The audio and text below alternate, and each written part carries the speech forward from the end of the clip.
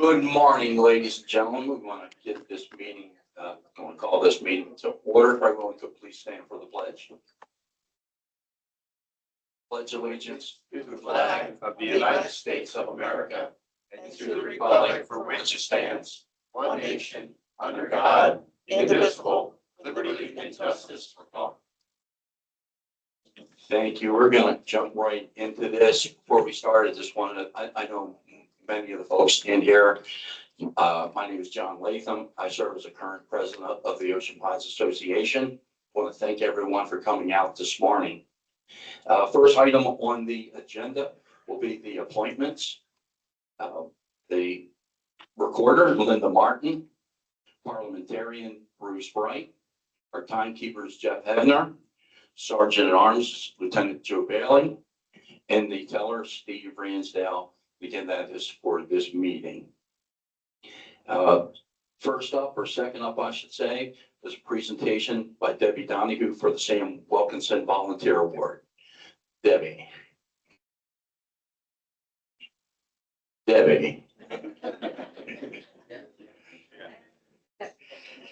Well, I can juggle for a couple. Look at that entrance. I got two things going on today. Thank you. Good morning, everybody. And thanks for coming out today. We have a quorum? Do we have? Oh, man. Oh, maybe we got started like this because we had one. Anyway, you guys know that the reason that I'm here today partly is because of the Volunteer of the Year award that we give out every year. And so thanks for coming out and joining us for multiple reasons today. But I'm just going to read over a little bit about why we do what we do, the reason that we have the Volunteer of the Year award, and then announce who our volunteer this year is. So the Volunteer Award is in honor of a young boy that was a part of our program, Mr. Sam Wilkinson, who tragically lost his life at just 8 years old in 2003.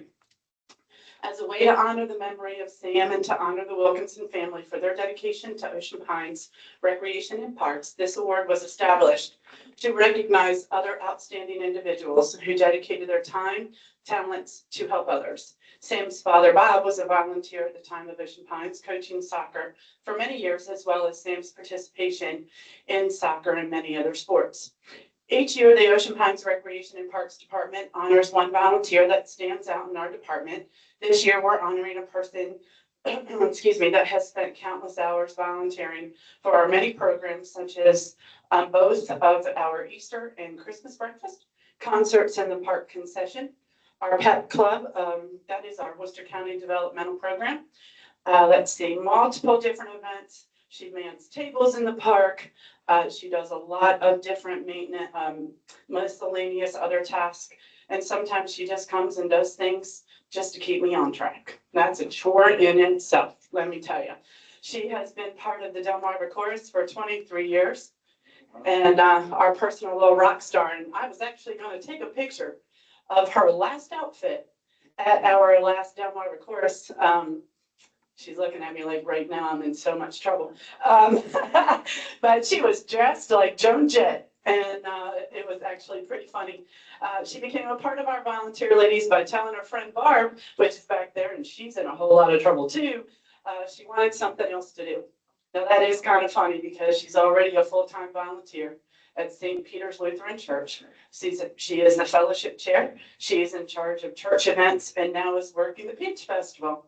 Right now, she's back there looking at me like, I don't know what she's doing up there, but anyway, she thought she was coming here to have a meeting with me today about the Pet Club, and today she is actually our Volunteer of the Year. So ladies and gentlemen, please help me welcome her to this prestigious group of volunteers, Miss Jeanette Laxo.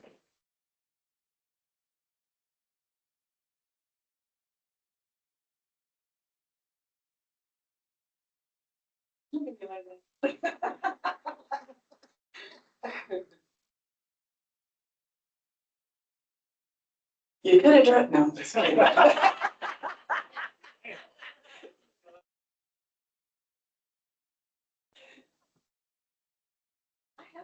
Have no words. We just wanted to say thank you for all that you do for us. We really do appreciate it. Volunteers are very appreciated.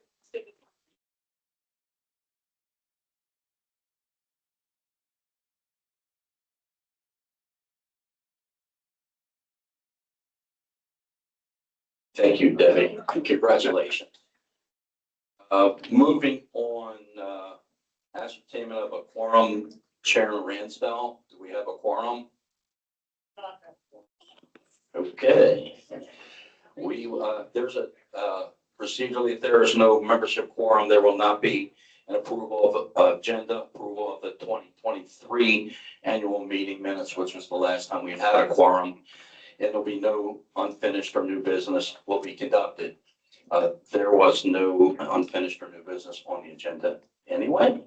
So we will move on to the reports. First up, Mr. Bruce Bright for legal. Excuse me, how many do you need for quorum? 100. That's 100 homeowners, not 100 total people. Steve, do you have the number? Is it 60 something? 7. So we did have 70. So we'll have a follow-up special meeting next week to finalize that. Yes, it does. Morning, everybody. Morning. Try to hold this down a bit. Name is Bruce Bright, and I am legal counsel along with my firm to OPA Inc. My firm is Ayers, Jenkins, Gordon, Allman. We're based here in Ocean City. Presently, we are 9 partners and 3 associates. The firm was established in 1973, and we've been in existence in Ocean City continuously since then. We are a general practice firm, which is essentially means we handle litigation, transactional work. We represent individuals and businesses and other types of institutions, and we really kind of cover the gamut in terms of practice areas. We have represented, importantly for your purposes, we have represented community associations really since community associations first came into existence in terms of Maryland law. So we've represented condo associations, HOAs, timeshares, et cetera, and have established and formed many of the community associations here locally in this area. We also represent and have for years represented the town of Ocean City since 1983, the town of Snow Hill, which is the county seat, and the Worcester County Board of Education. Those are examples of other sort of important institutional clients that we have beyond Ocean Pines, of course. As far as our representation of Ocean Pines is concerned, that began in 2023, so a little over 3 years ago. My partner, Maureen Howarth, who is a former Worcester County attorney and acting Wicomico County attorney, assists with this work. And as far as the services that we provide, we are essentially outside general counsel to Ocean Pines Association, Inc., which means that we advise the board and officers generally. We provide advisory support to John Viola, the general manager, and his staff. We handle contract preparation and sort of the legal aspects of contract negotiation. We assist when board governance questions or issues arise. We attend all of the board meetings and advise the board during the meetings. We assist with drafting any amendments to board resolutions and or the ARC guidelines. We represent the OPA in all litigation in which they're not represented by Insurance Defense Counsel. I can report that presently we have no pending litigation at all against Ocean Pines Association, so that's good news. And we assist with employment and HR matters. We handle CPI enforcement, and I'll just mention a couple of words about the process of CPI enforcement. The beginning of that process, as many of you might already know, begins in-house with the management staff. Once the sort of the letter writing to the homeowner is exhausted and there is still non-compliance, then the matter is referred over to us after a board vote. And then we take it from there, which generally involves the filing of litigation against the member for non-compliance with CPI requirements. And then most of the time, those cases resolve in either compliance, because finally the homeowner, having been sued, decides to do what's necessary to comply, or some settlement agreement between OPA and it's worked out with our office between OPA and the member. And then the case will be dismissed without prejudice. And in most cases, the homeowner complies with the terms of the settlement agreement. Sometimes we get to the ultimate end of the judicial process, which is obtaining a judgment.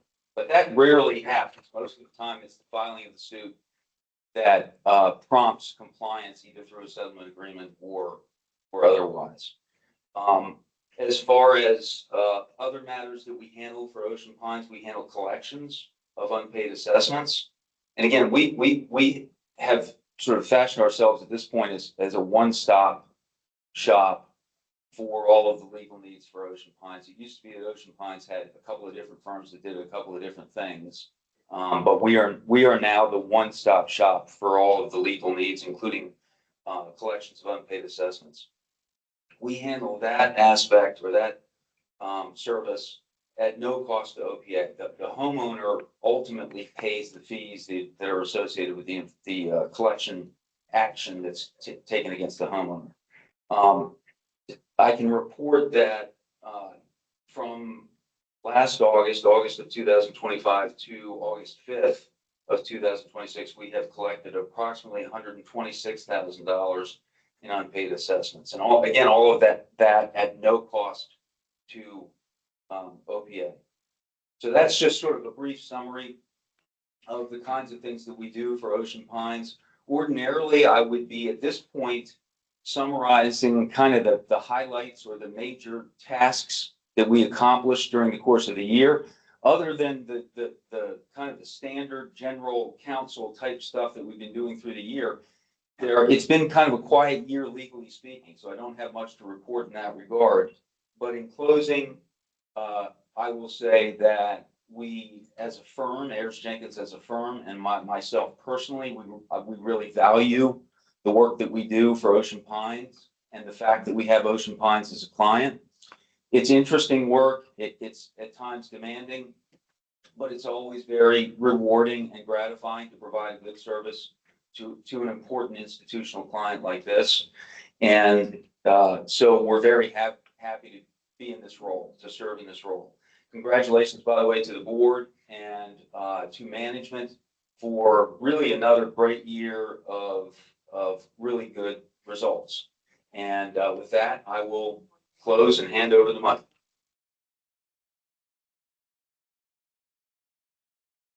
Thank you, appreciate that. Next up, we have an auditors report from Chris Hall, and I believe Chris is online. Is that correct? I am. Can you hear me okay? Rolling. Perfect. Good morning, everyone. You okay over there? We're good. Go ahead. All right, perfect. Good morning. Again, my name is Chris Hall.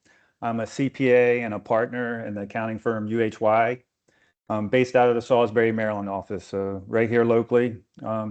Born and raised myself here locally, actually. So UHY, a little bit about UHY. Pretty big firm. We got about 40 offices across the country, including the one in Salisbury, consisting of about 2,000 employees and 200 partners. And one of the industries that we focus on and specialize in is homeowners associations. We do several hundred of them, both locally and across the country. So this is one area of expertise, one niche that our firm focuses on and has great expertise in. So what is UHY engaged to do? We're engaged to do one thing in this process, and that's to do an audit on your financial statements and render an opinion on those financial statements as of April 30, 2026, and for the 12 months then ended. The components of the financial statements consist of various sections. The independent auditor's report, which I'll talk about a little bit, the basic financial statements, which consist of a balance sheet, an income statement, a cash flow statement, as well as the notes to the financial statements. Your statements also have departmental supplementary information, and they also have a section of required supplementary information. So most importantly, what's the most important part to the users of these financials and those that read the financial statements? That's the independent auditor's report. And it covers 3 pages, and it consists of various components. The very first paragraph is UHY's opinion, and that's what we're engaged to do, is to render an opinion like I mentioned. So I'm pleased to report the association again received a clean, unmodified opinion on the financial statements. That's the highest level of assurance that any independent accounting firm can give on your financial statements. So kudos to your management team again for another great accomplishment. The next part of the financials talks about management's responsibilities, which clarify that the financial statements are management's. They're not UHY's. They're management's financial statements, and we're independent and required to render an opinion and perform tests to give that opinion. The next part talks about what the auditor's responsibilities are, which includes obtaining reasonable assurance that the financial statements are free of material misstatement and to issue that opinion, which I mentioned. In doing so, we have to do various things. We have to exercise professional judgment, maintain skepticism, maintain independence. We have to identify risks and design our procedures around those risks to perform tests.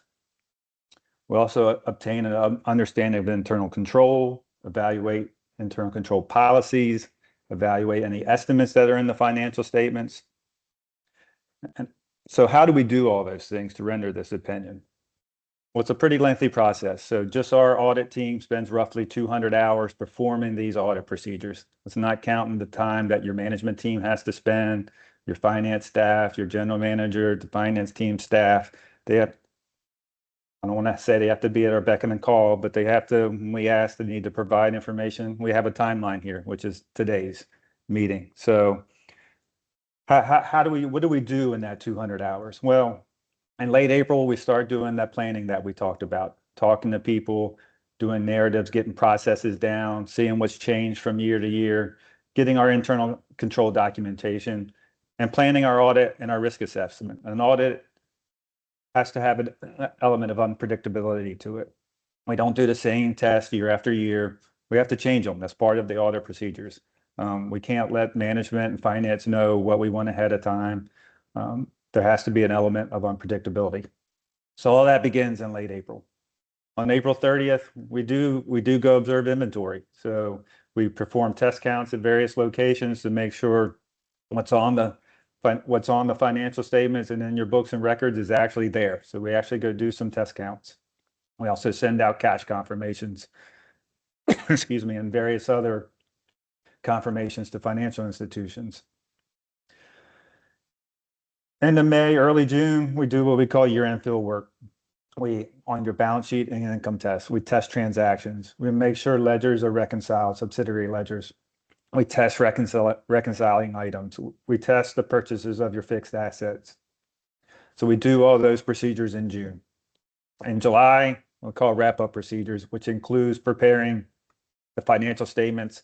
I believe they're published online or will be. You can see that entire document. And the ultimate conclusion is today's annual meeting, which your finance team, I won't go a lot into the numbers. I know your general manager and your finance team will have a presentation on the numbers themselves, but I'm pleased to report it was another very good year for the association. The association continues. It's in great financial shape, healthy cash position, healthy reserves, healthy fund balance.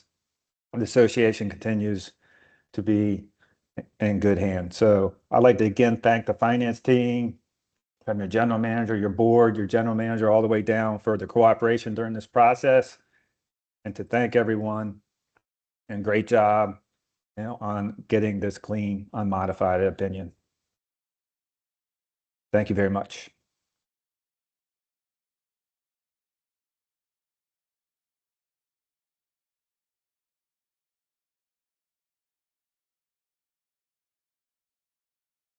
on to President's report. I hope my mind matches up with what's up there. First of all, a few acknowledgements that I'd like to make, and that's to our General Manager, John Viola, Linda Martin, Steve Phillips, the entire leadership team, and not even everyone that works for Ocean Pines and works on our behalf to make this community better. We truly owe them a debt of thanks. So thank you guys. We appreciate it. You guys are what make all of this happen. Yeah. I'd also like to thank homeowners for today, for coming out here, for the homeowners that help provide information to the association to help us make us a better community. And we're all better for that. And again, thank you. We want to thank you for that. As many of you may know, we started, I guess, I don't know, in the last year, we started the Good Neighbor Award. And we did want to acknowledge those homeowners this morning here that were honored over this past year. Larry Lecomte, Gary Miller, I think I saw Gary in here, Peggy Theodore, Joe Wilkinson, Linda Durchie, Bob and Kathy Hess, Neil and Nikki Hoffman, Pat Kroger, Glenn Moore, Don Reynolds, Andy and Mandy Brady, Andrew Smith, Dan Green, Rick James, Mike Snell, and Ashley and Connor Milestake. So we thank those folks for the awards that they received and for the diligence and all the work that they put to make our community a better place to live. So we thank them very much.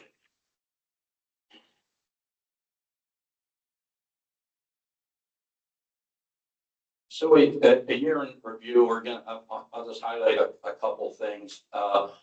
The general manager will go through a lot of the projects and stuff that we've done. But again, the year in review, some of the projects that were approved for this year was engineering design plans for the Beach Club, and that can't come soon enough. The engineering design plans for the Yacht Club Tiki Kitchen, the Tiki Kitchen construction, site lease agreement with Milestone for new cell tower, and believe me, that can't come soon enough. Lots and lots of chatter about that. And I think John had mentioned at the last board meeting that we're still in line the end of this year. Yeah, fingers crossed, right, John? Again, yes. Yes. The phase 2 and phase 3 of the Gulf irrigation project that we approved revisions to MO6 for the elections and referendum procedures.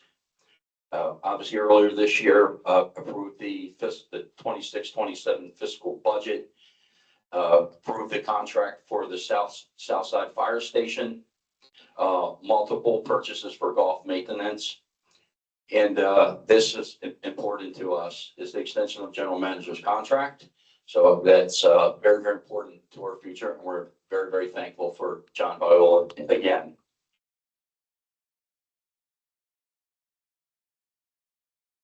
And some of the work that will be, getting started will be the Beach Club and interior and exterior demolition. So that'll start here in September. So again, John will go into more detail on some of the stuff, but some of the major projects that we approved. I'd like to thank current board members for their service.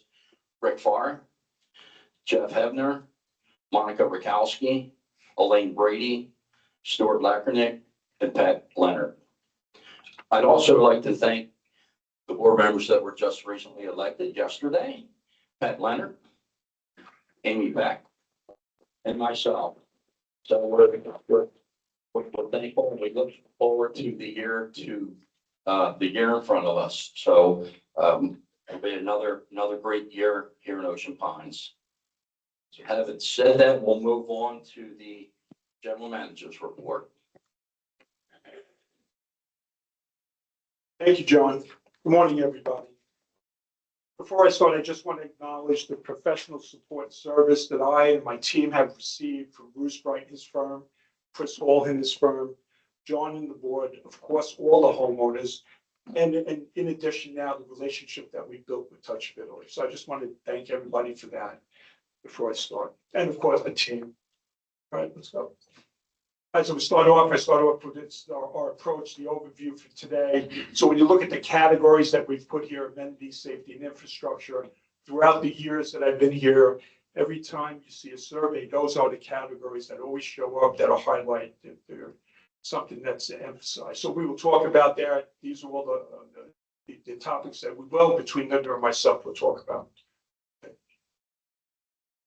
Okay, what we've talked about before, and since I've come here, we want to enhance the customer service, the experience, continue to invest in our amenities, infrastructure, specifically drainage, roads, bulkheads, and the mailboxes. And we'll talk more about that throughout the year.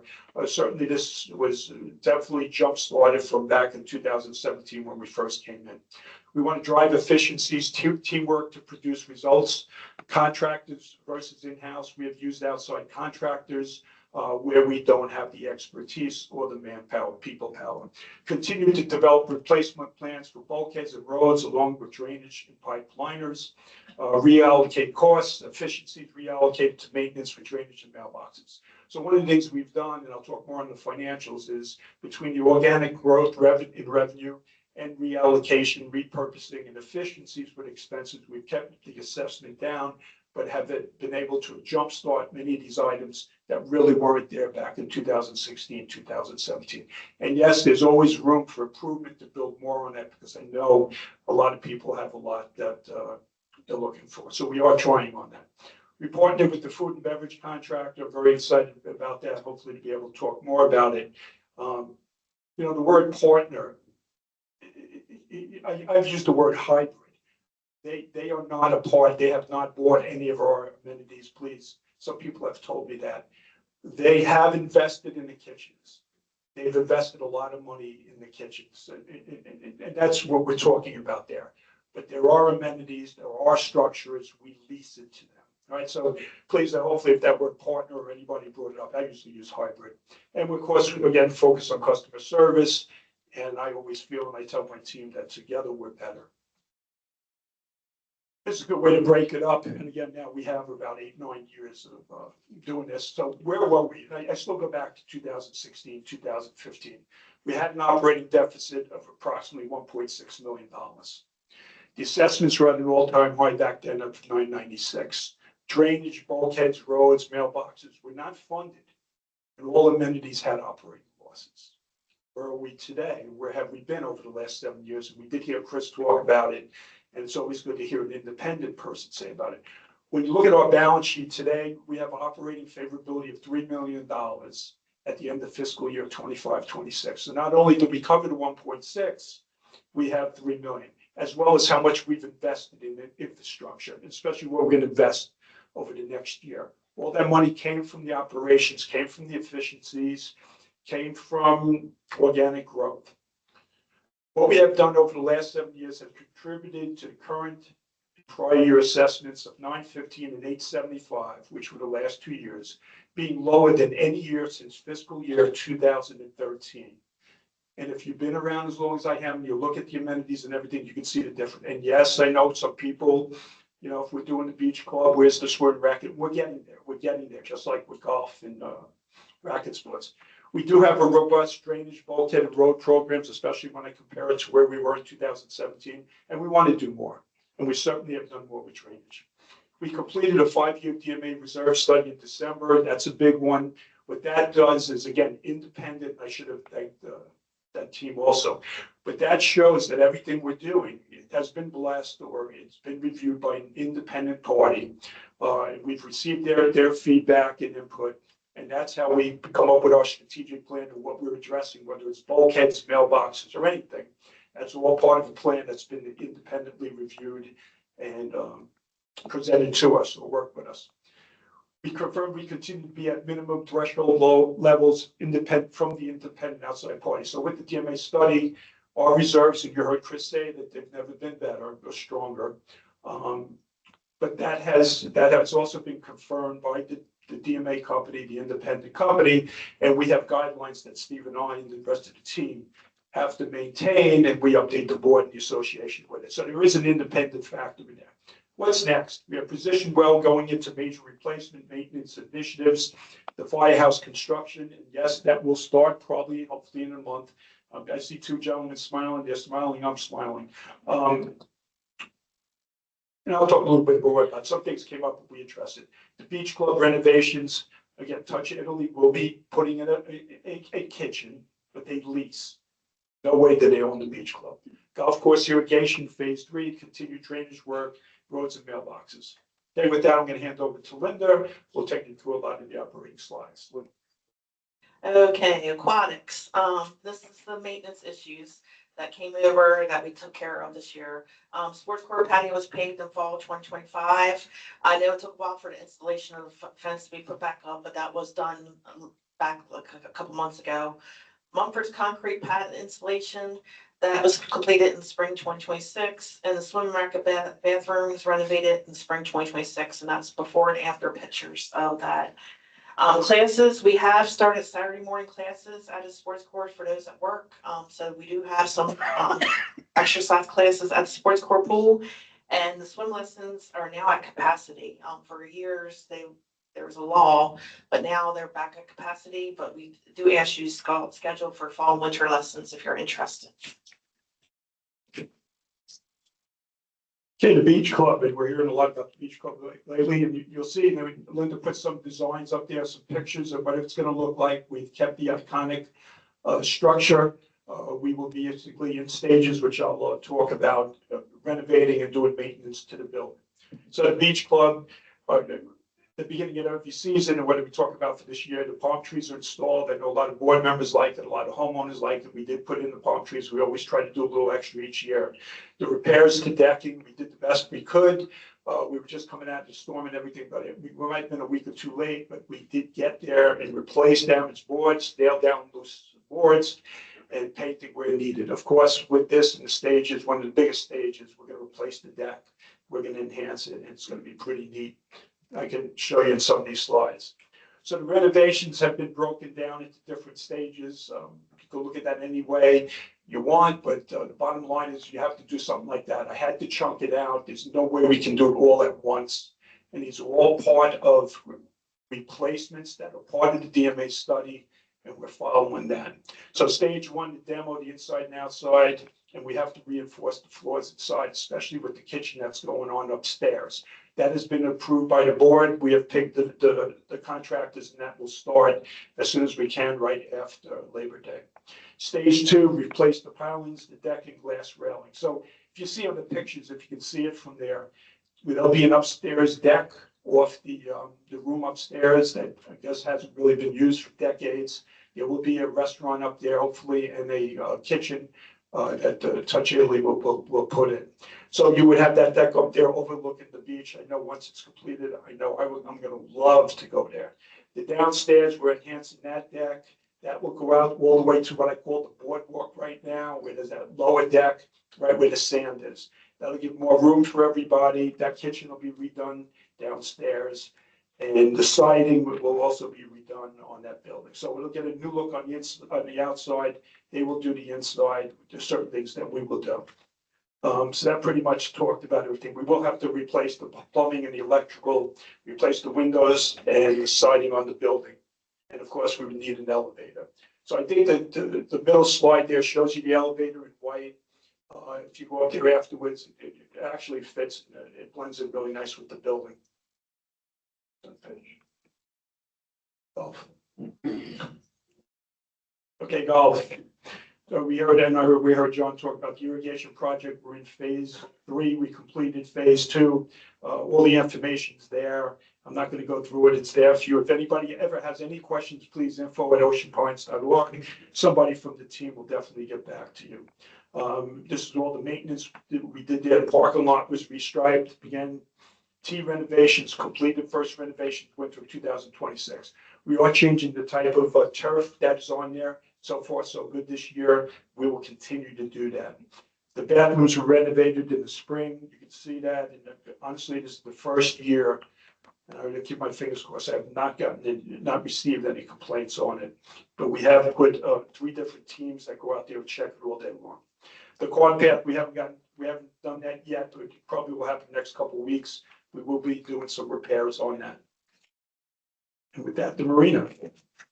Okay, the marina, for the 4th year in a row was voted the Maryland Clean Marina. So that's a good accomplishment for the marina. Maintenance, ongoing dock board maintenance of both yacht club and swim racket marinas, that was completed last month. And introduction of the nautical notes in the weekly This Week in the Pines. Tony, the marina manager, has started that and it's very informational. So if you are not signed up for the weekly emails, I suggest you do so.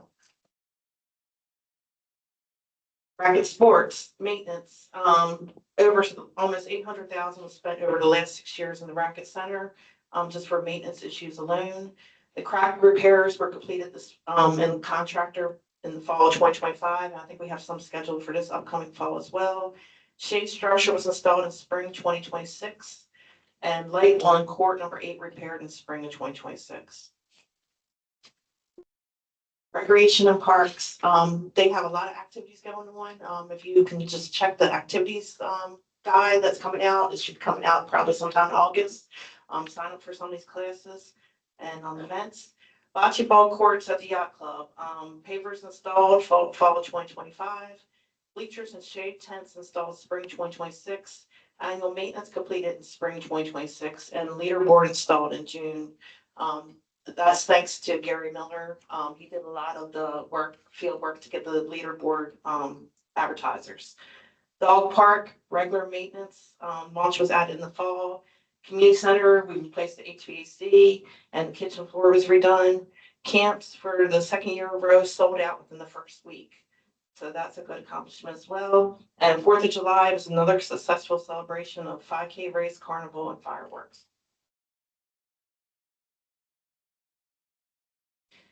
Okay, food and beverage. I don't know if anyone's ever attended any of the Chef's Table events. I suggest you do so. They do have a wine event coming up, I think in March. So please check the Yacht Club website for this. They had a steak dinner, a bourbon dinner, wine dinner, and prime rib dinner this last year. And I've heard they're having plan to have more coming up. As forecasted, food and beverage ended the year in the black, covering depreciation and expenses. Money will be reinvested to address the needs of our food and beverage venues. Tiki Kitchen, enhancement of the service to pool and outside deck. And that was approved for $316,000 and came in completed at $261,000. And the main bar renovations were completed in winter of 2026, and there's a picture there. Okay, and I just want to add on the food and beverage, and I appreciate the person that came to me before the meeting about the word partnership and that, whether we sold something. I always use the word hybrid. It's a hybrid. We use independent contractors where we don't have the expertise. Food and beverage, we've seen that over the decades. So again, Touch Italy is a hybrid contract. Safety. Okay, pretty excited about the next couple of slides, especially safety. I know we value our safety at Ocean Parks, I certainly do. One of the reasons I know my family bought here, among many, was having an EMS, a fire department, and a police department here. I value that, and I'm glad I'm a part of this. And hopefully, what we envision over the next year, which I know will come to fruition. So let me just talk about it because it has been kind of a last couple of months, but we've explained it, and I will definitely need to explain it today. So let's look at it, and that is a rendition of the building up there, and I think it's going to be pretty neat. Yeah. Okay, so we passed referendum, compliments to the homeowners, to everybody here. The contract was signed with the Whalen Company. Whalen built the golf clubhouse for us, the police station, the pavilion. So we definitely have history with Whalen. The groundbreaking ceremony was held in March. I missed it. I happened to be in the EMS truck on my way to Atlantic General, and I appreciate, I can't remember the names, but they were great. Okay, and they actually got me back in a couple hours. Groundwork included removing organic layer, replacing with fill dirt. So what happened was, like anything, once you take the building down, something that you couldn't see before happened. We were told that we needed better compaction, and the more we did it, the more we realized we needed more compaction. So I just want to assure this association that we did everything possible to get the highest level grades on what needed to be done there. We did it, I'll call it a hybrid, because our team did a lot of the work to save money, compliments to the Public Works team, and certainly to the fire department that this is going to take a little longer. They are in our Public Works buildings. I believe it's going well from everybody engaged weekly, and I believe it is, and a compliment and testament to all the teams. So once we start, what's going to happen next? We have the final plans. I've talked about this, where we had to change architects. There was a reason for it, nothing that affected the building. However, anytime you change architects and structural, somebody else is going to come in with different views or whatever, and we've addressed all that. So those plans are in the county. The county has been great partners with us on this stuff, so we hope to get back in a couple of weeks and then shovel in the ground. Now, Wayland wasn't yesterday. We had a big meeting with them, so there are some changes. There are some additional costs. I don't think they're major when you look at the scope of the entire building. But I believe we're all in agreement. There's a couple of things I'll talk to Joe and Joey about during the week, but I have complete confidence in everybody. Police. So, where are we? Well, we're kind of where we were 3 years ago, but it's a numbers game. It's a numbers game on the Eastern Shore as well as everywhere else. We are fortunate to have many officers in there, and 2 of them are right here now, but all of them who do the heavy lifting. And they'll get us through this just like they've gotten us through in the past. So one of the things we did last time that really helped was the salaries were increased. The board has given me approval, and we certainly have the budget. So we've raised the starting salaries and other salaries. Hopefully that will help. And of course, being Ocean Pines is a selling point for new candidates. We do have 1 currently in the academy, possibly 2 going to the academy in January. I'm looking over there to see if I get the bobblehead. 1 additional comparable comparison in the works. So we're getting there. The cell tower, I heard that John brought it up, still scheduled to be installed near Golf Maintenance Building. We will try to follow up with them, but I've seen the emails. Linda sees them. It sounds like they're on track. Okay, bulkhead, waterways bulkhead replacement, was done on the Clubhouse Drive. I think number of homes, we also did the 18 Fairway Pond. And currently we're doing the Border Links and Clubhouse Road also. Total was $675,000 approved by the board. Dredging, 17 properties, completed in fall 2025. We're working on the 2021 list. It takes approximately 3 to 4 years to complete the permitting process for dredging. So if you're on the dredging list, we are working on you. So we'll be in contact with you when your time is up. Drainage maintenance, we continue outsourcing cleaning of maintenance ditches by outside contractors. Ocean Pines homeowners have been successful in keeping their ditches clear of leaves and debris, and we continue the Bag It and Grab It campaign. I can't stress that enough. Public Works will pick that up for you. You just put it in paper bags. I know the yard is currently closed. You don't need to even just give us a call and we'll pick it up for you. Just put them in paper bags. The CIPP liners are scheduled to be completed on major pipes this fall. Are currently working on the list. So, and this is important with the Public Works and all that. And again, it's a change in culture, it's a change in mindset. And I get it, and I did it myself, dropping stuff off at Public Works. There's a lot going on over there, especially now with the construction. We had a lot of heavy equipment over the last several months going in there to correct the compaction. I've shown pictures, and we've shown pictures of the yard packed with the branches from the storm and continued pack. So we're still working on that. I get it, but what we have done, and I've emphasized in every staff meeting, and I have buy-in from my entire team, and you heard Linda saying it, they will go out there, Public Works, and they've done it, and pick up the stuff, give them a call. The bags, if you have stuff in the bags, Republic will pick it up. I myself drive around when I notice there's a bunch of bags and I call it into Public Works. So we are trying to do that in the meantime until we can get back to what I guess we all love, going to the Public Works yard. So we'll get there. I'm not sure over the next period with all the heavy equipment in there. But in the meantime, I believe that we have put a process in place. Okay, roads and grounds, road repairs are made as needed. There was emergency sinkhole repair completed on Ocean Parkway. I know it was right near the Catholic Road. That did have a little disturbance, but that was completed. It was an emergency sinkhole repair. There's another one coming up on Westfield Circle, probably within the next week or so. We're just lining up the contractor to replace that. Common grounds and medians mowed as needed and walking trails cleared. Storm preparation and cleaning. We had the great blizzard and we had another storm before that. I know it took a long time, but it was finally completed, and kudos to Public Works for doing all that work.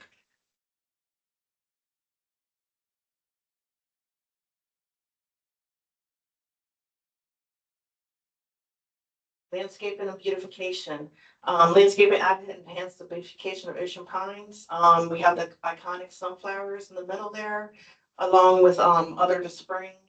We also have pictures hanging around the room as well. So we do add the palm trees in the summer as well, and the cherry trees. And then we did have up the increased display during the holidays. So we do more Christmas displays, fall displays, and so forth. Signs, electronic signs, all the signs were completed this past fall. And I don't know if anyone's rode by, but Swim Racket sign was finally put up yesterday. So that, again, thank you to Public Works for that. And the Sports Court Vets Memorial sign was put up a few months ago. Metrics or CPI. CPI violations total 1,065 violations were initiated this past year. 939 closed out, 126 remain opening. Were open. 23% are maintenance and trash and debris violations. So, but we do like to thank everyone that does report violations to us, because it does help us. We are a little short staff on CPI, but we are getting around as fast as we can. So when we get reports, we do follow up on them. Work order, 940 work orders, 760 closed, 180 still open. The majority still is open in drainage. You can contact Info Ocean Pines and we will put the work order in for you. Any work orders that you have or see. And metrics for customer service, 876 emails and phone calls. And again, if you have any questions, email infooceanpines.org or call 410-641-7717. Financials. I'm sorry, I forgot to mention this. Last year, Joe Reynolds sat there in the front row. That was the last time I saw Joe Reynolds. And we all miss him. The whole management team misses him. I'm going to miss his commentary today of the board of the annual meeting. Yeah, this is a memory of Joe.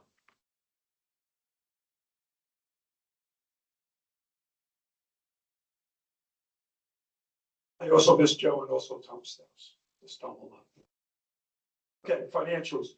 So you heard Chris Hall. It's always better when somebody separate from me or somebody independent tells us about our financials, and Chris certainly did.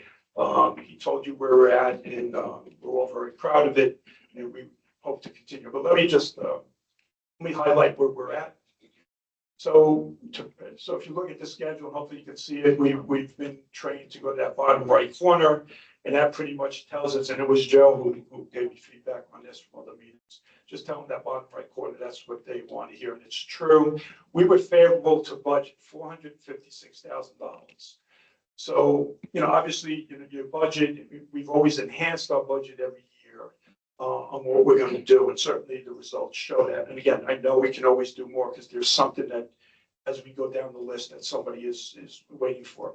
But when you look at that 456,000 and break it out at a high level, but very important to me and everybody, is it's a combination of two factors at the top level. Revenue, our revenue was favorable by approximately $192,000. A lot of that was organic growth, organic revenue, new growth, new revenue. Driven last year by Touch Italy and our food and beverage. It's been driven by golf in the past.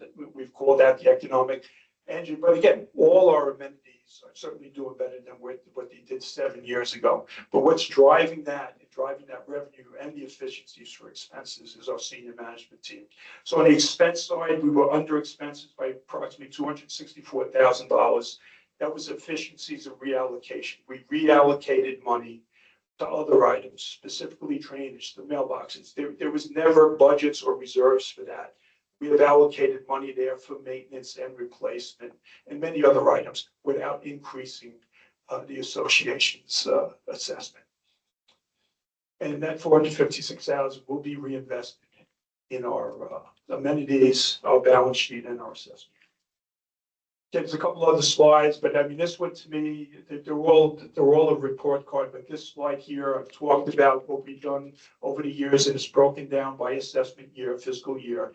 And it shows you how we've increased our retainer, our balance sheet, our reserves. That all goes to reserves and goes back into the assessment. And then you can see what we have a balance on the bottom that we will certainly need over the next several years to accomplish all the spend in infrastructure that we're planning. That's it. If you have any other questions, please send it to info@oceanpines.org, and we will certainly respond to them. There is an annual assessment history there that supports everything that I just said today. That's the reserve study. Steve's looking at it. That's again showing us that we have healthy reserves for all the infrastructure work we're going to do over the years. That's it.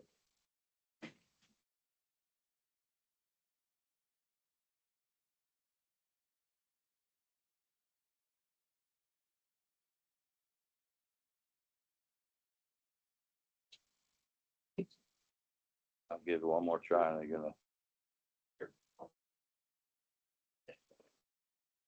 She's dead.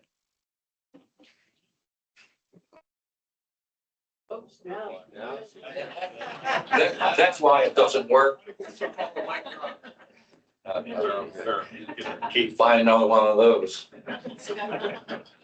Thank you, John. Thank you, Linda, Bruce, and everyone that just kind of give us an update on all of those important topics. Again, unfinished business and new business, we will not be covered. We didn't have any. So next on the list for Steve Ransdell, Election Committee Report Validation of Election.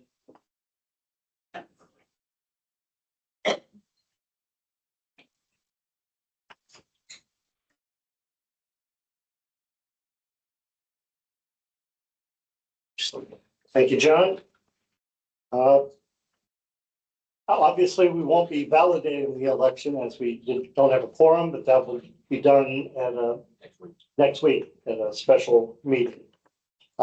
If you didn't hear the results of the election, John Latham received 1,503. That's 1,503 votes. Pat Leonard, 1,473. Amy Peck, 1,421. Elaine Brady, 1,116. And Bill Pickett, 1,021. So again, congratulations to those who were elected to new offices. Just to share a few statistics. So if you're the kind of people who like to play with numbers, get out your pen. This will all be in our final election committee report, but I just wanted to share some information. Total votes cast was 2,492. 1,802 were cast on paper. 690 were given online, or they voted online. A word about those statistics. Every piece of mail that moves in the election, either to you or back from you, costs the association money. The online voting costs us whatever we agreed to pay for that, and it's instantaneous results. So as the election chairman and as a homeowner, I encourage everyone to vote online. It's quicker, it's easier, it's less expensive for us. So forgive me that sales pitch. Those numbers represent voter response. 29% of homeowners, or properties, I should say, in the community voted. That's of the total population. Those eligible to vote was a smaller number that resulted in 32% of homes casting a ballot. Again, editorial comment, we can do better. Please get involved, at least take the time to click the link and go online and cast your vote so you truly have a say in what these folks do for us. And some would say to us. A couple other statistics to share. 146 of our ballot packets were undeliverable. Again, wasted money because it gets just thrown in the trash. And that's because homeowners have not updated their mailing and their email address with OPA. I encourage you to do that. You can change it as often as you want. If you're a part-timer, you can change it when you come down here and change it when you go back home. We strongly encourage you to do that. And it's even easier now through the OPA app. All you got to do is plug in your member number, your password, and change your address. And then you will get the mail. We did have to reprint 45 ballot packages, again, due to homeowners having the packet sent to their home address when they were somewhere else. Of the total, total voter population on our eligible list was 7,756, and 795 people were not eligible to vote due to either CPI violations or, more commonly, dues not being paid by the deadline. And I do want to emphasize for everyone to clear up another misconception: that's paid in full at the deadline. If you're on an installment plan, that'll bring you full, but you're not fully paid at the election time, you're on the ineligible list. And I'd love to get everybody on the eligible list, to get everybody participating so that we can do that. With that, I also want to thank my election committee team. We met monthly throughout and slayed some of the dragons beforehand. That's Cheryl Jacobs, Marlene Ott, Tom McCoy, out there somewhere. I'm sorry, McElroy. I did that wrong. And Rob Keesing, who's not with us today. So again, thank you to all of them. Thank you. Thank you to Director Hebner for his liaison support. Hopefully we got the word out better this year. And we'll have a full report at a later board meeting. I'll take the bottom sheet. I'll take that one. Oh, okay. Sorry about that. Thank you, Steve. I definitely would agree. 2,400 votes is pretty weak. So hopefully, we can do better in the future. So, moving on, our next, the next on the agenda is public comments. If you'd like to make a public comment, please come forward, state your name and your address. You have 5 minutes, and our timekeeper is Jeff Hebner. All right. Floor is now open. Please come forward. Ann Hebner. I'm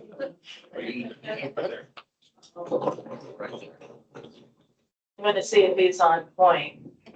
For those that don't know me, I'm Ann Hebner, 415 Ocean Parkway. And I just want to say thank you to the beautification projects around Ocean Pines. A lot of us don't know Ocean Pines takes an extra step. I volunteered a horse rescue since 2019.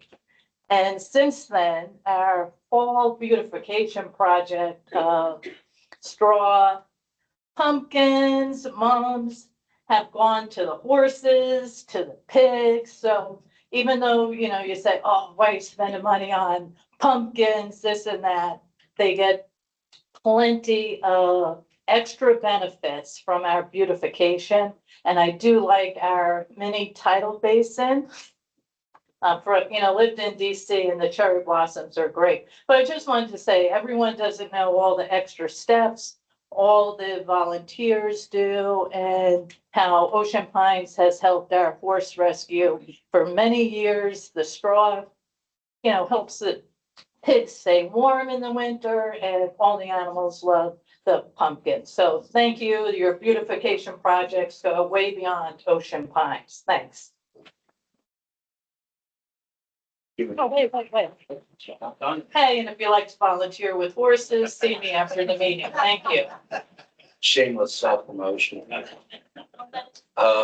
Public comments. Next, please come forward. Yes, ma'am. Do you have a mic over there? I have a question. Am I allowed to ask a question or two? Yes. no. This comment. Hello, We're in a comment section, but. my first meeting. I'm Okay. new resident here. Yes, ma'am. Anyway, I have a Welcome. question. Thank you. How do you decide on, the cost of things like the tiki bar? If there's not a quorum, is it decided by the board? Do we have a vote in it as the general public? And my other, it's a two-part with the cost. You said hybrid, Mr. Viola. How does that work? We pay 50%, Ocean Pines, or they pay, can you explain the hybrid, who pays for these kitchens and parks or whatever? Thank you. So first, welcome to Ocean Pines. So how do we determine the costs of all this infrastructure and everything? We have to go out to get 3 bids on anything over certain levels. Obviously, with the firehouse, that was over $1 million, we had to go to referendum. So we went to referendum requesting X amount of money, and that was approved by the association per our bylaws and our scrolls. Then what we do is we're working with independent outside experts on what it would cost. We go out and get 3 bids. So for instance, like the firehouse, and I think we might have even got 4.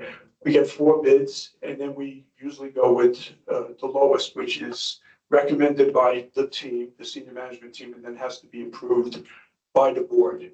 So what I also do, and my team does, is we try to benchmark. So like, for instance, the firehouse, there were other firehouses that were built on the Eastern Shore as well as in other places, and we looked at that. So that's how we try to come up with, or we do come up with what the costs are.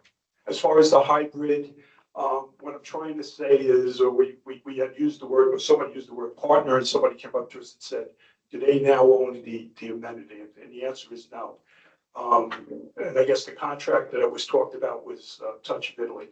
Touch Italy, they invest in the kitchen. So when you see the Tiki Kitchen and the numbers we gave today, again, we received 3 bids on that, as well as got estimates when we deal with the architect, and we benchmark. We did the building, the structure. We paid for that. That's our building. Touch of Italy, if you look inside that Tiki Kitchen, there is a kitchen in there. They invested in that. They invested, I believe, it was north of $140,000 or $150,000. So that's what we're talking about, a hybrid. We didn't have to pay for the kitchen. They did, but they pay us at least money. We rented. Did that answer the question? Yes, so the 300 and some thousand at the Tiki cost, is that without their contribution? Right. So the original budget was 316,000, like you said. It came in around, help me out, Linda, 261. So it was 261. So that was us. We paid for that. What you don't see is what they put into the kitchen and how much that was. They gave us estimates of north of $140,000. Okay, thank you. I'm just concerned because no quorum, you can't approve minutes, 3 years old already, that bothers me. And that this is, the financial changes that happen are our dues and assessments contributing to things, all the beautiful amenities and that. I feel more directly, I would be the kind of person that would be proactive and involved in voting and having a say in what's built here and help beautify this community more. So I'd like to be more directly involved in knowing, like, if I came today, there'd be a quorum and there'd be because one of my questions is since 2023, there's no approval of minutes. Does that affect anything anyway, or it's just a statement of fact? I'd like a quorum to say the meeting was approved. And do people know in the community, you need a minimum of 100 people to make a quorum? I think that information has to be out. That's my comments. No, they're good comments. And I remember 25 years ago when I first came here, I had a lot of same questions. I know a board member wants to answer on the quorum, so I'm going to pass him the mic. If you do have any other questions, but I mean, you can always stop by, give one your name, and I'll go through the stuff with you, the financial or that. They all went through the quorum. Make a quick comment too, sort of as parliamentarian and legal counsel. To your question, the members of the association elect the board. So they vote on that. They elect the board. They vote on any matters that come up for referendum. but that's kind of rare. Actually, the matter comes up for referendum. If there were matters on the agenda for today, then the membership would vote on that. If there's a quorum, there's no quorum. There also were no matters of new business or old business on the agenda today to be voted on by the members. So the association is structured so that the members elect the board, and then the board makes the vast majority of the decisions that are not operational.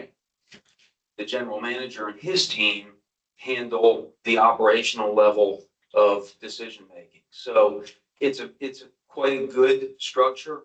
It's very sound. It's based upon the original governing documents of Ocean Pines. So it's not an elective structure. It is a structure that was established legally many, many years ago for this association, and is also based on the Ocean Pines, the Maryland HOA Act. So all of these things are very well settled, and the system actually works quite well based upon all of those attributes and those facets. As far as quorum is concerned, we'd love to do more business at the association meeting. Speaking for, I think, the board and for management, we'd love to do more business at the association member meetings that happen annually. But there's a struggle to get people to come to the meetings, to attend the meetings. And that's the responsibility of the members themselves to show up for the meetings. And then we would have a quorum, and then we could do more business at the meetings. But there really isn't any negative consequence to the fact that there is no quorum. All it means is we have to wait until a meeting later this week to officially certify the election results. Because that's really the only thing that happens at the annual meeting if there isn't something for referendum vote. So it really doesn't add any complexity or problem that there is no quorum here today, but it would be great to have quorum. So. Yeah, it's also I want to add on with council is that, you know, it's 100 homeowners, 100 that need to have a participation for a quorum. Not 100 people here in the audience, but as far as specifically home addresses to fulfill that quorum. And we do, and the operations does a great job as far as putting out the messaging through e-blasts, through emails, social media, which is very, very important for those folks to take a look at, to get that information prior to that. So, Can I have one more? yes. Yeah, one more comment since you're new to Ocean Pines. Info, what is it again? Info@oceanpines.org is where all of your comments and questions should go. Management is very good, very efficient at responding to questions and comments that are sent to that email address. And that's, I think, in my opinion anyway, the best way for members to have their voice heard, get their answers, their questions answered. And then, of course, you can make public comments at regular board meetings that happen monthly, as well as any special meetings. The membership can make limited public comments at those meetings as well. And one more comment that as parliamentarian, although we entertain your questions, this is actually the part of the meeting where the membership gives public comments, but it's not supposed to be a Q&A session. So but that's a sort of a word of caution for everybody else. Although we entertained your question, we can't keep doing that because that would be a violation of the rules for this type of a meeting. So. Info@Ocean Pines.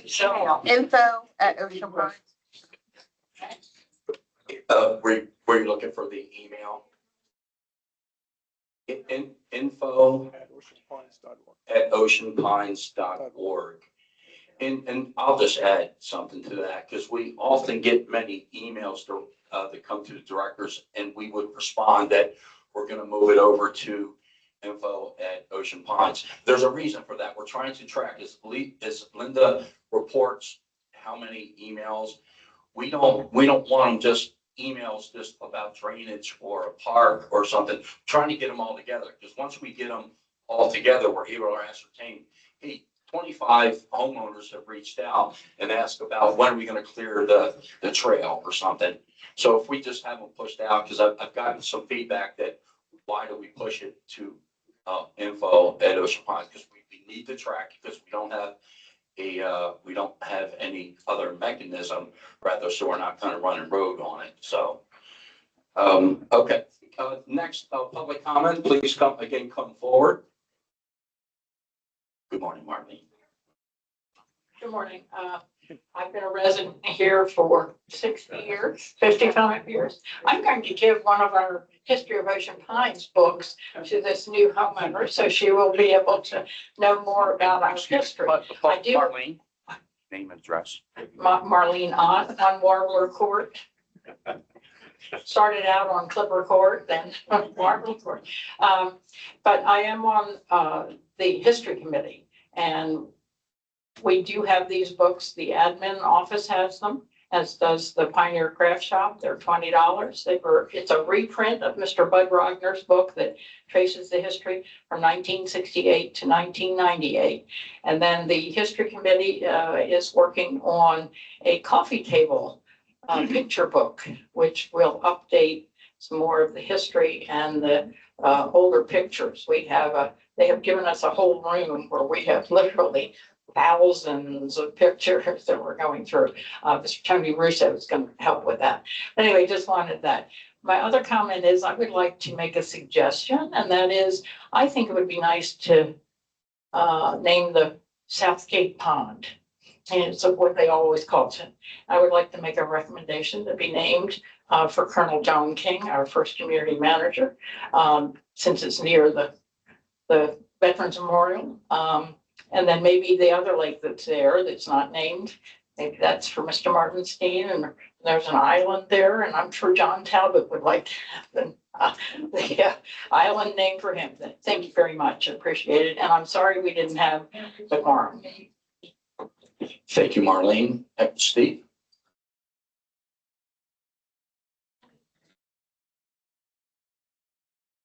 The questions and comments prompted something for me as well. Name and address. Steve Ransell, 128 Boston Drive. We were sharing emails, and when it comes to the elections, I just want to point out, nobody can help you get a replacement ballot or correct something except elections@oceanpines.org. If you post it on the social media, I may see it, but I don't act on it. It's not an official request.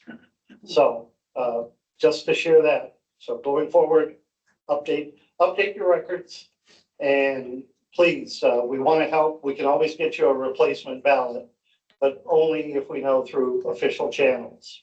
Thank you. Thank you, Steve. Laura, come on down. Thank you. Would you like me to stand here or there? Good morning, Laura Pangratz, 2 Harpoon Road. I have been here for, gosh, almost 14 years, I think. I don't know, I lost track. Been full-time since 2022. I am a former chairperson for one of our removed committees, the Bylaws Committee. I would like to first suggest that if we want participation and volunteering encouraged, that we publicize and make more transparent when we're forming our work groups, so that anybody can choose to maybe apply to be a part of those work groups versus handpicking maybe and just personal invitations. Many of us who are on committees that were eliminated can't get involved right now because we don't know when these other volunteer opportunities occur. So I'd like to ask for more transparency and public awareness of when a work group is being formed. It may not work for my personal schedule. It may not be something I'm interested in, but I don't know unless I see what's being put out there. I would also like to thank all of the candidates who ran this year because, you know, it takes a lot of courage to do this. It takes a lot of courage to run. So I appreciate everyone who did. Congratulations to the top three spots that now have, will become directors. I am looking forward to seeing great questions asked by the board of directors during meetings before votes are made on projects. So I appreciate that. I would also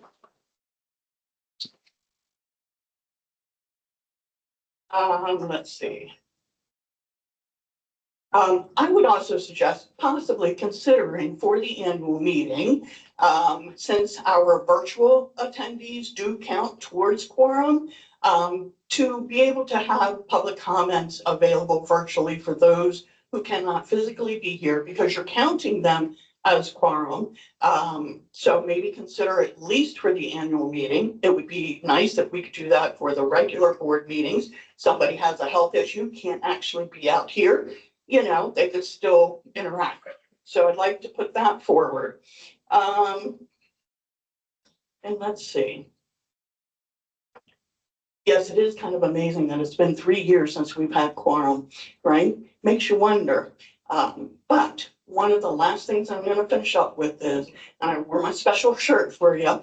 It says, be kind to everyone. We have not been kind to one another all the time. Now, granted, we're all human. We all have differing opinions, but we should never, ever be inappropriate and mean to any of our residents here, any of our homeowners. Yes, we have elected all of you. But I think I made the same comment 3 years ago because there was still a lot of division then. There's still division now. And I would like to see us work on bettering that. And the first place it starts with is our directors and the remaining committee chairmen. Everybody should be neutral when they're voting on projects and things like that. Don't belittle us. We are all very intelligent people here, right? We manage to have a home. So please take that time to be nice to one another. We don't know what a person is dealing with personally. So just be kind and be professional. Don't be mean during meetings or anything like that with each other. And one of the positives that came out for being on a committee, I have made some wonderful friends that are still friends, even though we don't have a committee to serve on now. It allows us to meet one another as homeowners and residents, and I probably would never have met them because there are so many of us. So please consider that. Thank you again for showing up today. Thank you for giving us this opportunity. I do appreciate that you were interacting with the lady up front because I know that's not common now, but I do think it's beneficial, and that's how it was years ago when I first came and started attending meetings. So thank you very much. Thank you, Laura, and I'll certainly agree with a couple things, and especially that running for the board is certainly not for the faint of heart. And I'll leave it right there. But I do have a lot of fun with it, I'll assure you that. Come forward.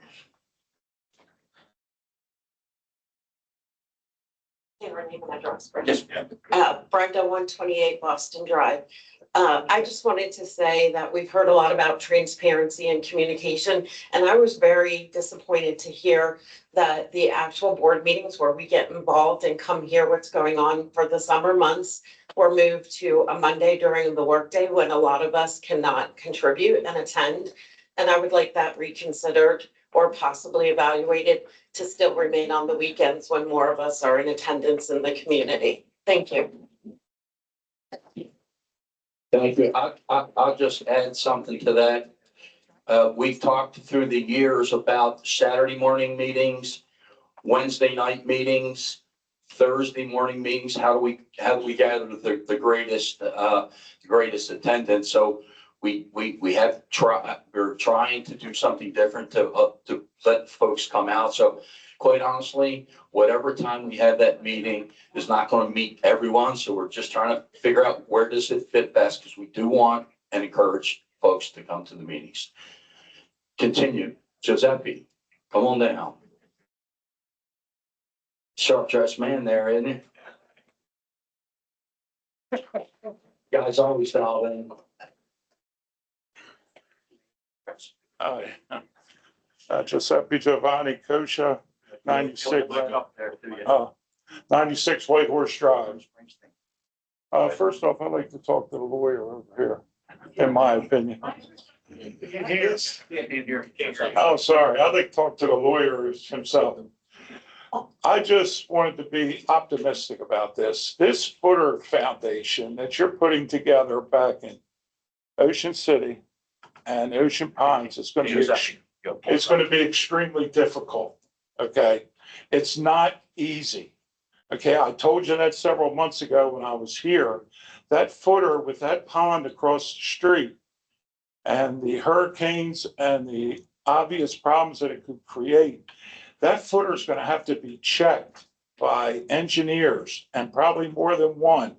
And it should be an extreme, a valuable thing for a lawyer to see who exactly is going to be responsible for that. Those footers are extremely difficult. They got to be spotted around to make sure that they're in coherence with what the quality of the footers have to be with those heavy trucks coming in and out. And if it floods, and if that pond floods and it comes across the street, it'll take that footer out. It's the same thing up in Ocean City. That code book in Ocean City is completely different than a code book over here. I'm a master carpenter, master builder. I'm in the MHIC, and I'm also a member of the International Standards Organization. So I'm familiar with all that. Be careful with that footer up there. You're putting an elevator in there with two-story kitchens. I would be extremely careful. I would have an obligation to my lawyer to make sure that he's aware of what they're talking about, what they want that footer to be, and what's the expansion that you're doing there. Once you get the footer right and that slab is right, the rest of it's easy. Not easy. It's not difficult. This is the most difficult part of that job. You've got to get that footer right. You've got to get that slab right. You've got to get, in my opinion, I get two opinions from two different engineers. I wouldn't even trust one engineer. I get an engineer and I get another one. And I'd still talk to Ocean City and Worcester County and talk to them one-on-one in reference to these requirements for the footer. That's all.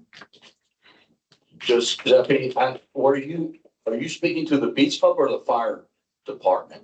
Both. Okay, all right. I just want to make sure I was tracking with you. Thank you. Okay. Any additional public comments? Cindy, come on forward. Cheryl, you're next. And then I saw Bill. I'm Cindy Hoffman, 23 Water Green Lane. And I think you'll get more people coming to board meetings if you actually do open the public comment up to questions. I think there are a lot of people who have questions and would like to have a dialogue with the board, and they don't ever have that opportunity. Thank you. Cheryl?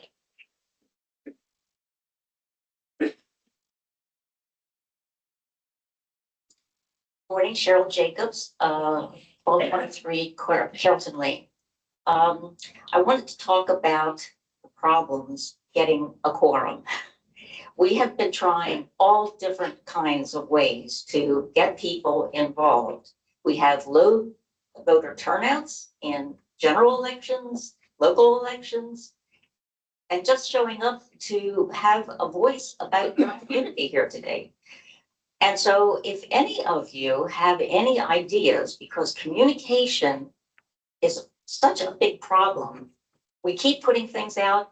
I keep repeating things and sending them out over and over again, trying to reach everybody. I think we really have tried very hard to get the word out so that we could get a quorum. It's the same thing every year. And so I'm sorry, but maybe if you have any other ideas, we're always looking for ideas. Use that info at oceanpines.org to communicate that, and then management will know, and they will say, or they will share that, and maybe we can do something different that we haven't tried in the past. And the only other thing I wanted to say is I'm loving the banners and all of the decorations throughout the year. It's beautiful. This is a beautiful community, and it's only more beautiful with the work that you've done. Thank you. Thank you, Sean. Bill?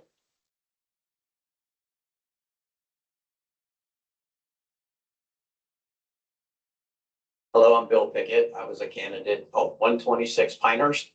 I was a candidate for the board. I just wanted to thank the 1,000+ people that voted for me and congratulate Amy and John and Pat. Thank you, Bill. Additional public comments come forward. Patty?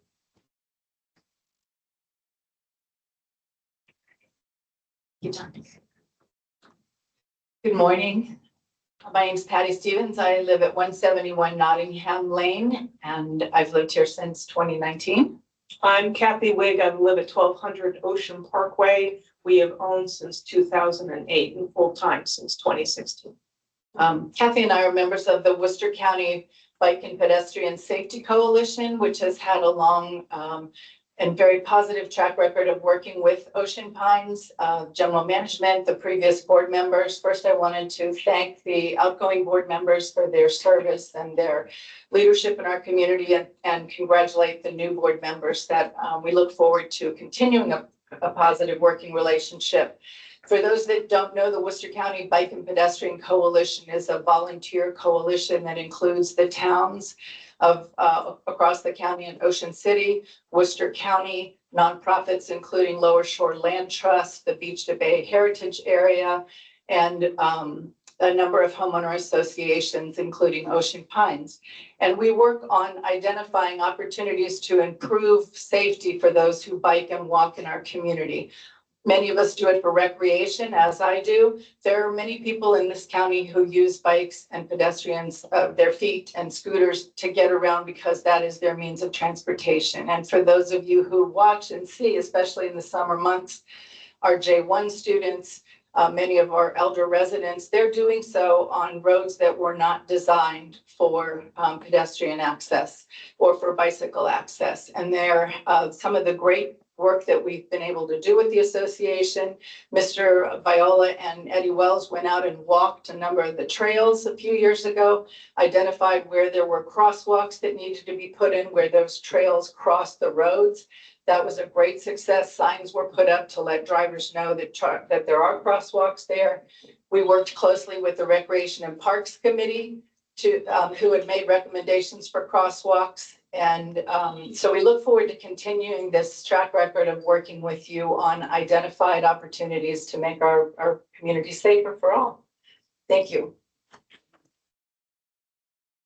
Thank you very much.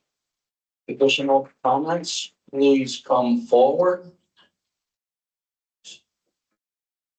I figure I saw you moving around in that chair. Monica Rakowski, 34 Cannon Drive. I just want to remind, speaking of pedestrians and safety, if you're running or walking, do it. Yeah, running or walking against the traffic. If you're riding with the traffic, cannot stress this enough. It's really, really important. Thank you. Thank you. Stewart.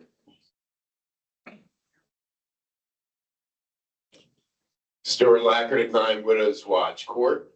I just wanted to make sure everybody knows we have a podcast. And if you go to our YouTube channel, you can see Tony Russo's podcast. I think this month's was with Mr. Ruggieri, who runs our golf course, and they're very informative. They're very, very well produced, and thank you. Thank you, Stuart. Additional public comments? Seeing none, I'll close the floor for public comments. Thank you. Next up is adjournment. I will ask for a motion for adjournment. Motion, do I have a second? Thank you. This meeting is adjourned. Thank you very much for coming out. Have a great weekend and look forward to seeing you around the pines.